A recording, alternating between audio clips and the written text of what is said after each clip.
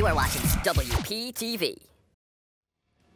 Welcome back to the desk. We have Nadia, Josh, John, and Jen in studio taking slap shots at the NHL. Now, everyone, the big thing going into this week, the Devils made a move, sending Brian Boyle to Nashville for a second-rounder. Jen, we'll go to you first. Does this make the Preds the favorite in the Central Division? I think the Predators won on this one, to be honest. I mean, just for a second-round draft pick, I mean, the Devils may win or lose it, but Brian Boyle had, I think overall, his 2 years there were pretty impactful on him. You know, got diagnosed with cancer, he won the Masterton Trophy, and a hat trick on Hockey Fights Cancer Night. Like, the Devils fans will never forget that. You know, he had pretty big milestones there, but I think Nashville will be successful. John? Forget Devils fans. No one will ever forget that hat trick. That was such a memorable moment. As for the Predators, I think that really shores up their depth. I think what you saw last year in the playoffs was their depth got exposed, and Brian Boyle really, that shores it up. And then Cody McLeod as well, they got him from the Rangers for a 7th-round pick. So that fourth and third line is going to be really solidified in Nashville. I think both teams won this trade because the Devils were able to get a second round out of somebody who hasn't had that many points this year. You know, he's minus 13. He's only put up 13 goals in 47 games, 6 assists. So the Devils are rebuilding. They had a fluke season last season. So it's not much you can really do, but I think the Predators going forward are going to be a favorite now to win the Central. They're going to compete with the Jets until April in the last week. Yeah, I mean, the Preds getting McLeod too. It definitely, they're stacked. You know, look at Johansson, look at Arvidsson, Forsberg. Like they're stacked together. And you know, we spoke briefly on Wednesday about how I'd love to see the Preds make it out of the Central. So you take that, and then I mean that was even before the Boyle trade. So add McLeod and all of those other players into it. Like I feel like I would not go McLeod as a reason why they're going to win the Central. No, but I mean, Boyle did have a great season. You know, I think Boyle, McLeod, he's just a bruiser out there. He's the goon. I mean, I wouldn't go that far, but I mean. You think McLeod's a key center defenseman for this team? Well, I mean, when you put it that way, I think, but I'm just going as far as like the Predators as a whole. Like their team is stacked, and you take in the trade that they have, their picks that they're going to get from those trades, and then you look at Boyle and his, you know, he had a great season with the Devils. Those two seasons that he had with the Devils, he put up, you know, just the motivation that he had, you know, beating cancer, and you know, he didn't start the season. He had his debut in November, and he put up what? How many points with the Devils? I'll give it to you about Boyle, but McLeod, absolutely not. Agree to disagree, I guess. Whether or not the Predators improved from this trade, no one can take away the fact that they are defending President's Trophy champions. This year, shaping up to be something a little different. Nadia, we'll start with you first. Who's your pick right now for the President's Trophy? I might be a little biased here, but I'm going to say Tampa Bay Lightning. I mean, you know, they're standing in the. I mean, they're in the standings with 82 points, right? The closest behind them are the Flames with 73. So they're high off in the standings. They're, again, Flames behind them in 73. Behind them is Sharks and Jets tied at 71. So after those two teams is where it starts to get close.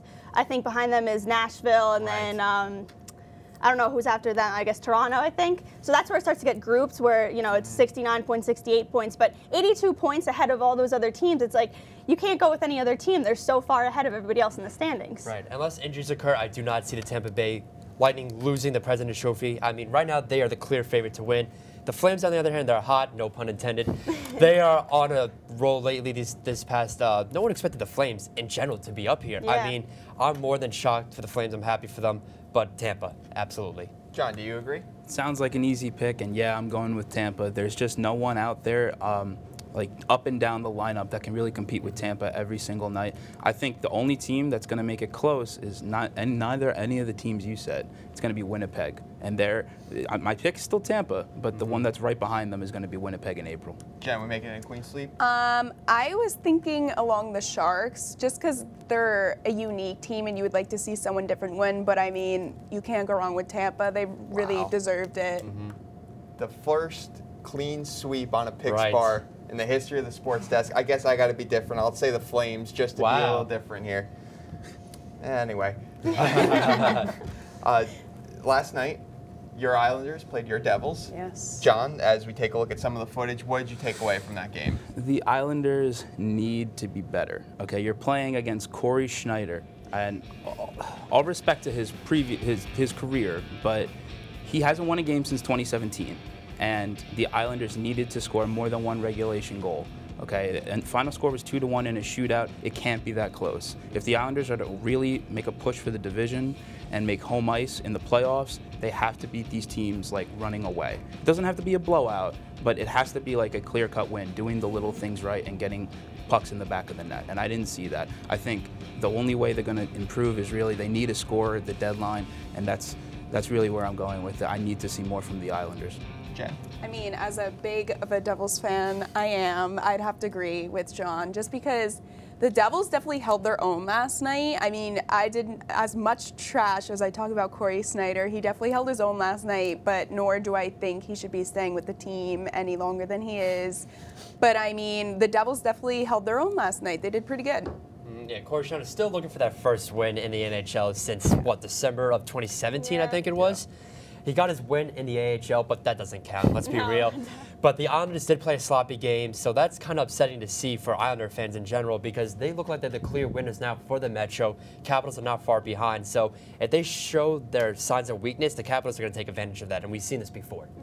And I mean, honestly, you know, I don't normally watch an Isles Devils game, let's be honest, but I was just shocked, too, just watching the game. It's like, for a game as highly ranked as the Isles to just not put up, I mean, the Devils really did fight, and I was really shocked to see a game like that. And I mean, Schneider, this is what, his 19th straight loss, and it's sad to see, like you said, Jen, it's like to see such a great goaltender like Schneider he just isn't there. And it's sad, you know, when he was out on injury, Kincaid was in, and he really stepped up. He played the part, he was good.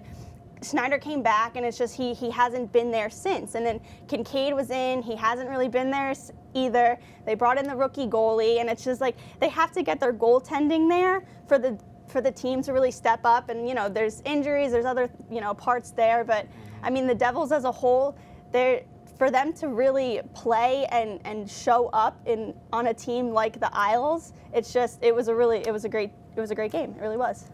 And just to be clear, Devils played great, not taking anything away from them. The Islanders just have to be better. But I mean, you're right, though. It does show that the Islanders, they do have to play better because for a team like the Devils to show up the way that they did and to fight the way they did, it shows that the Islanders, they do have to play better.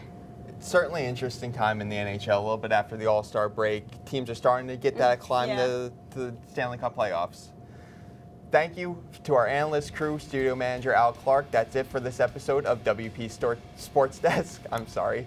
From Studio B in Hobart Hall, I'm Dante Vocaturo. We'll see you next week.